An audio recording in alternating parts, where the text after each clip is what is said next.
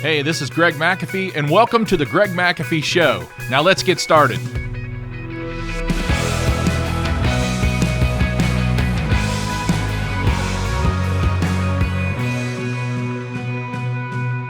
Hi, Greg McAfee here, and welcome to the Greg McAfee Show, where we're going to discuss steps to successful entrepreneurship and how to take your business to new heights and ultimately follow your dreams.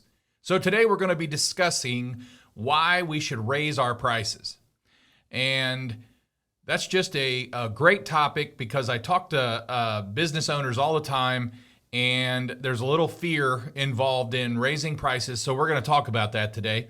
So for the most part, my audience is business owners, small business owners, and most of the time it is contractors. I'm in the HVAC business, but I coach plumbers, electricians, landscapers, lawn care, roofers, home remodeling, anything. Actually, a couple house cleaning companies I've talked to before, but anything that has to do with home services. This is going to cover the basis a lot of times. So most of the time, I should say. So contractors, be aware. For customers, low, inexpensive prices often translates to what? Cheap. And that's the bottom line.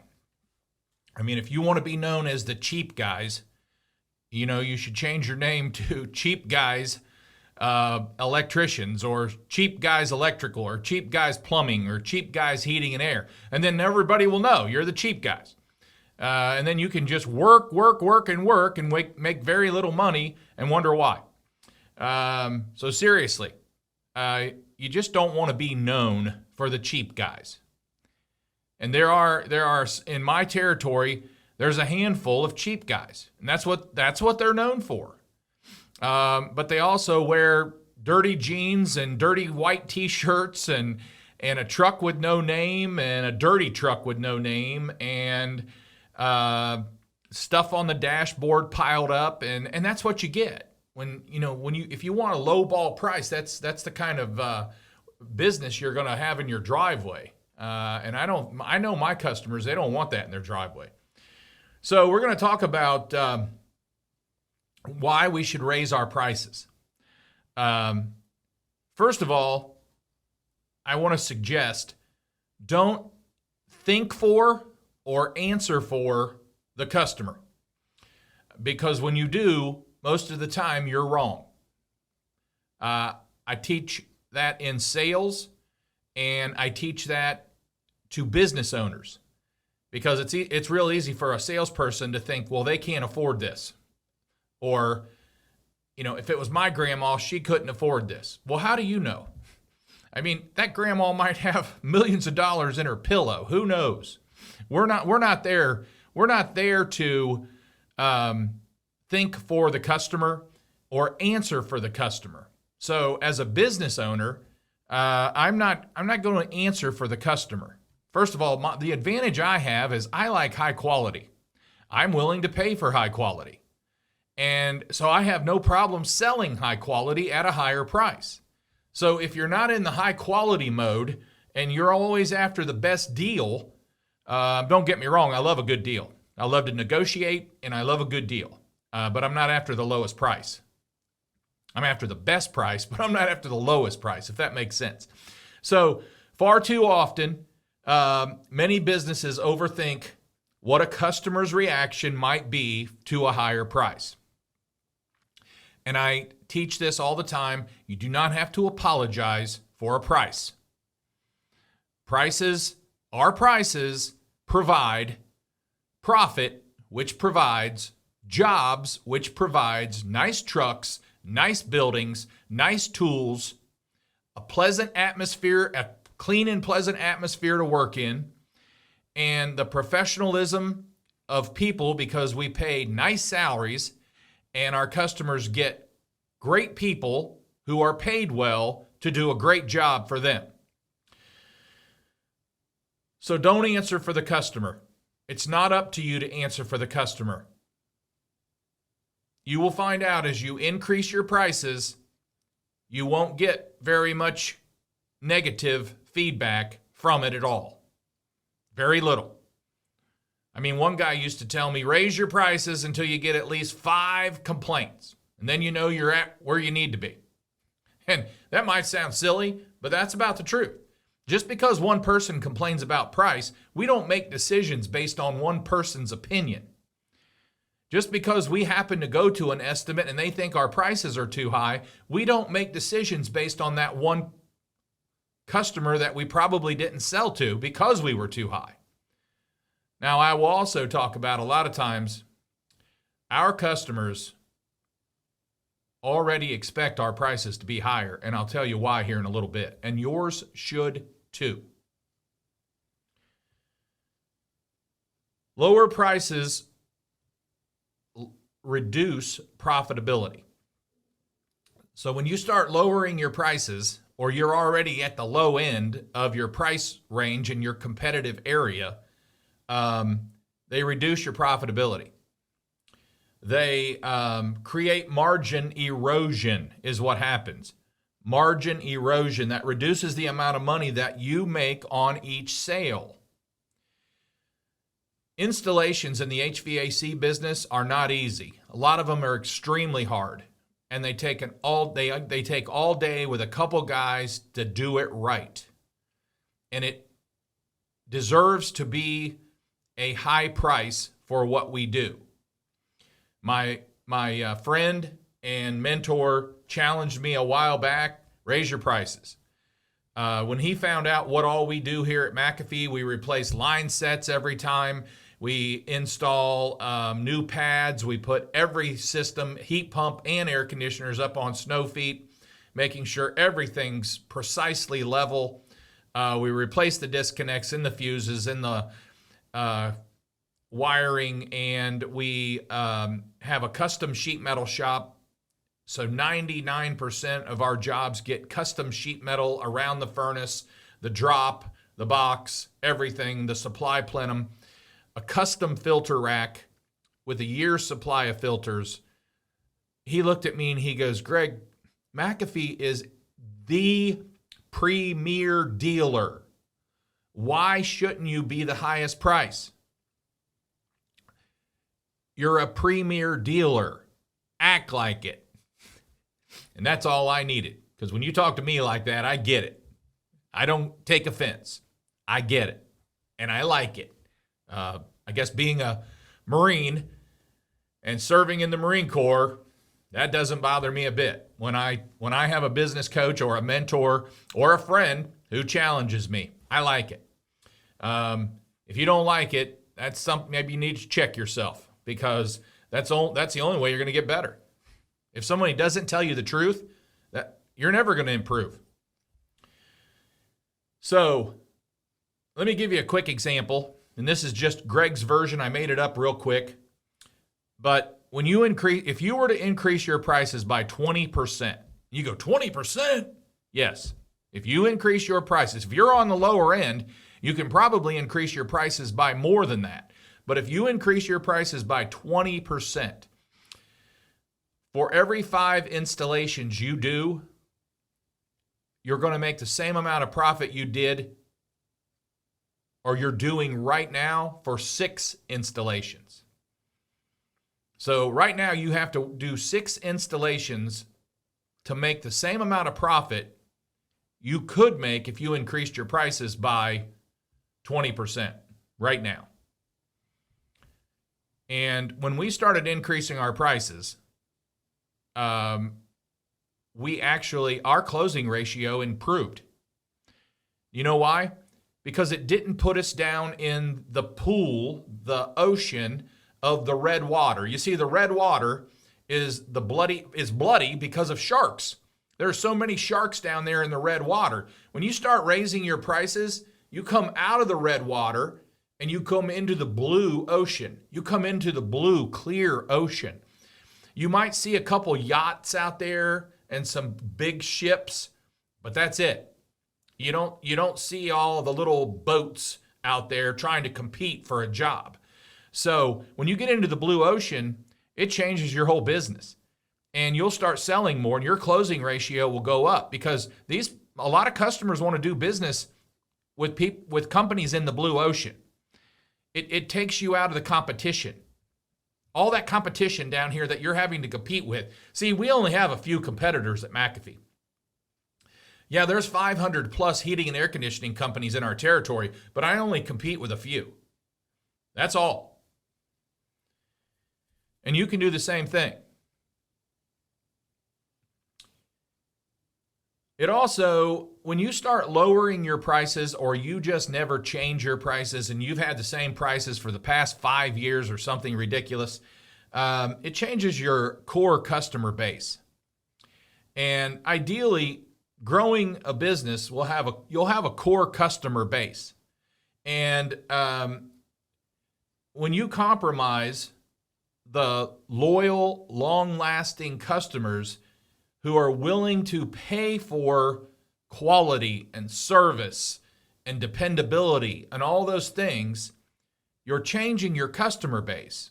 When you start changing your customer base, you'll actually start losing customers, because the higher end customers no longer want to do business with you. You see, the higher end customers who are paying anywhere from $80,000 to $150,000 for a vehicle, they're not going to go shop at a Kia lot to get something for $35,000. That's not where they go. So when you got these higher end customers, they want to stay with a company who's higher end. It just makes sense. So listen to this. No one wins in the race to the bottom. No one. And if you're a one-man shop and you're listening to this and you say, I can have the low ball price and I can still make a good profit. Well, here's the truth. You can be a one-man shop and do a heck of a job and supply quality and great service and raise your prices and make even more profit. Okay? So why wouldn't you do that? Okay. And let me say this. A lot of times, guys, we go through, guys and gals, we go through a slow spell. And we give several estimates. Our team gives several estimates. We give several estimates, whatever size company you are. And we're not selling. We just go through a slump. I mean, we're kicking rocks all day long. And we go through a slump. So just because we go through a slump doesn't mean it's time to lower your price. It might be quite the opposite. It might be time to raise your price. That's when you need the most profit. You've went through a slump and you need to make more money. So what happens is business owners allow fear to come in, and they start thinking, if we don't sell something soon, we're already having trouble making payroll. We're already having trouble making our bills at the supply houses. And we definitely need to keep the lights on in here. So we start panicking and fear slips in. So we start telling our sales team, hey, just take 500 off, take 1,000 off these prices today, and let's see if we can get a sale. Well, you say, Greg, do you ever lower your prices? Do you ever do a job for less? Absolutely. You know why? Because I can. And a lot of times, I've already made enough profit, I'm already above goal for the year, that I might just lower my price to take market share. And I can do that all day long. And that's the benefit of managing your money properly. And actually for us, it's being 100% debt free. So if our average, I'm just going to make up a number here, if our average is $12,500 for an installation, and we're out on a really good job, and the customer says, "Hey, look, I want you guys to do it, but I want you to do it for $11,000." That's where I'm at. So I negotiate a little bit with my salesman, and I say, "Hey, if you take this, we'll do it," and we do it, and we take market share all day long. We don't make the same profit margins, but we do make a profit. And we're taking market share, and we're going to be in that customer's driveway for years to come. I'll do that quite often to continue to take market share because that's what we do best. I've never acquired a company, but I continue to take the market share, and I continue to be number one in my territory of the residential market. Now, when I say we're number one, we're not the largest. There's a lot of companies bigger than us. I'm saying we're number one in top of mind in the residential market. And gross revenue wise for residential, we're probably in the top 2. Okay? But we're number one. When these third parties do all these surveys for heating and air conditioning companies, we come number one substantially. I mean, there's a big gap between us and the next guy. No matter what survey they do, no matter what company we use, there's a big gap between us and the next guy. And I'll tell you, about 5 or 6 years ago, somebody got close enough, they were in single-digit percentages of us. The next year, we pulled off. It was 14% difference. So you can't get comfortable. You can't get complacent. I talked about that last week. As soon as you get complacent, those companies are pouring on the steam. They're doing what you used to do. Don't get complacent. So just because you go through a slow spell, you think you should lower your prices and gain sales. Wrong answer. Not the right thing to do. Also, find out what makes you different and makes your messaging reflect. Make sure your messaging is reflecting that. Find out what you do different, and then make sure your message, your branding message, your advertising message, make sure it reflects what you do best and what you do different. We used to say something like years and years ago, I don't think my sales team uses this anymore, but I know when I was selling, you read all kinds of stuff, what to say, what to try, all this kind of closing stuff. But if a customer wanted to be, too low, we would say something like, okay, Mr. and Mrs. Homeowner, we have high quality, we have great service, and we have competitive prices. For what you're asking for, you can pick 2 of those. Which one do you want? And they just look at you and they go, well, I want all 3. Well, for the price, our price, you will get all 3. But if you're wanting this low ball price, you're going to have to substitute quality or service. Which one don't you want? Because you can only pick 2. That worked for a while and we used it, but it still today makes a lot of sense. We got competitive pricing, we got high quality, we're a premier dealer, we got great service, and we got a lot of other stuff. But in order for me to lower my price that low, pick 2. You're not gonna get what we offer if you're expecting me to do that for that price. Hope that makes sense.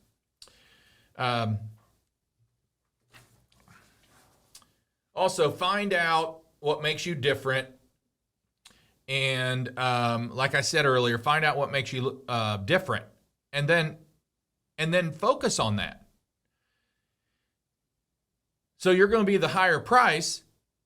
Then when you're closing a sale, you can remind them, this is why we're higher. Now, we don't get into a long, drawn-out presentation. I can tell you that right now. Our average sales call is less than an hour. And from time to time, I'm saying average, but from time to time, you might have one an hour and a half. You might even have one 2 hours. You might have one 30 minutes. If we get to walk into a house and they say, I don't need to see anything. We want you to do it. You did my dad's, just write it up. We're ready to go with it. Well, everybody loves those. They don't happen every day, but everybody loves those. So, but our average is an hour. We have a system in place. We hire closers. We ask the customer, would you like the long version or the short version? And unless they're an engineer, and we all know about engineers, right? Unless they're an engineer, 90% of people say, give me the short version. So we have a system after that, and we go through the routine, and we go through everything, and we get to the close, and we close it. Now, for the past year, our closing ratios, and I don't always share this, but I want to share this because you're listening to someone giving you advice. And if I'm listening to someone giving me advice, I want to know they know what they're doing. Our closing ratios for McAfee Heating have averaged every month around 80%. 8 out of 10 close. Now, my good friend and mentor will still say your prices are too low. And they might be. We're going to look into them. I'm teaching you how to raise your prices, and I just admitted our prices still might be too low, and we made major increases this year. Okay? So, if your closing ratio is too high, your prices could be slightly too low until you get them up there to where more people are saying no because your prices are too high, then you're probably at the right amount. So we're going to look at that. I've already talked to my VP of operations and this last week about raising our prices again. So the last one is why should we raise our prices? It's very simple. Why should we raise our prices? So cost of goods have went up double digits again and again and again this year. I mean, prices have skyrocketed this year. And I have my own opinion why, but we would get into the political issue. And I'm not going to go there right now. Maybe one day I will. But the cost of goods have went up double digits. And basically, you're worth more. If you're not a premier dealer and you don't do everything right, you need to work on that and start doing everything right. You need to go the extra mile. You need to make sure it's done right or you won't do it at all. That's our philosophy here. We're going to do it right or we're not going to do it at all. We'll pass. If you want it done a different way, Mr. and Mrs. Homeowner, I'm sorry, we're not able to do that. And they say, you mean you're not able to do the job for me? If you want it done that way, at that price, we'll have to pass. I'm sorry. Because we have Mr. McAfee's name's on the door, and he has to stand behind it. Our company has to stand behind the work we do, and we're not able to do it that way because it's not up to the quality level we expect at McAfee. So, you need to become a premier, high-quality dealer. And if you already are, then your prices need to reflect that. And you need to hear that. It will help you. This podcast is basically free. And I just made you either thousands of dollars or hundreds of thousands of dollars, depends on what size company you are, that needed to raise your prices. And always remember, just a quick little saying here, the bitterness of poor quality remains long after the low prices are forgotten. I'll read that again. The bitterness of poor quality remains long after the low prices are forgotten. And a fellow by the name of Leon Cataloli, I won't repeat that. That is his quote. I will give him credit and probably botched up his name. So, raise your prices, guys. If you haven't raised them in a while, take a look at that, evaluate it, but aim high. I challenge you, aim high. Okay? People are willing to pay for high. Quick story, I just posted it on Iron Sharpens Iron. If you're not on the Facebook Iron Sharpens Iron Business Roundtable, join. If you're a business owner, we'll let you enter. And there's just a lot of stuff in there you're going to learn from me and other people. But elderly lady, very professional, nice home, nice clean home, very professional. We were selling her this week. Comfort advisor was sitting at her table, and she looked at him and said, which one of these two should I go with? He gave her the better and the best. A lot of times the good, we don't even show the good. Good, it's almost old school nowadays to me. So, better, best. And she pointed to the best, and she says, is this your Cadillac? He said, yes, ma'am. She says, could you go over and open that garage door right there and turn the light on? He said, ma'am. She said, just go over to that garage door and open it, turn that light on. I want you to see what's out there. He opened the door. Beautiful Cadillac in the garage by itself. Nice, clean garage. Get the picture. He said, wow, that's a beautiful Cadillac. What year is it? She said, it's a 2021. She goes, that's what I do. And he walked out of there with a $16,500 installation sales price ticket. And she's very happy that she went with us. That's what she likes. She likes high quality. Another company may have went in there and never got her above 10 and sold her and tried to sell her an 80% plain Jane 13 SEER system, but not us. You find out what your customer wants. You look at their home. You evaluate their things. That's what we do. You're pulling into a home. They've invited you there. What kind of home is it? What is the neighborhood look like? What kind of money do they spend on things? And it's okay to ask that, by the way. You can ask it this way. Typically, when you buy something of this caliber, how do you buy? And they will tell you. We do it this way. We finance this, or we do same as cash, or we write a check. And you'll find out if you ask questions, okay? Wow, a lot of stuff to know about raising prices. But so before we wrap up, if you're not watching on YouTube, don't forget to like and subscribe below. You can always support this podcast on iTunes, or if you preferred a listening platform. I'm having great feedback from listeners that this program makes them think differently, and that is why it is so important to keep listening. I just want to challenge you, make you think differently, and help grow your business. So don't forget to follow us on Instagram and Facebook at The Greg McAfee Show. No spaces, no underscores. Be sure to tune in next week when we discuss how long to celebrate a victory and how long to cry about a defeat.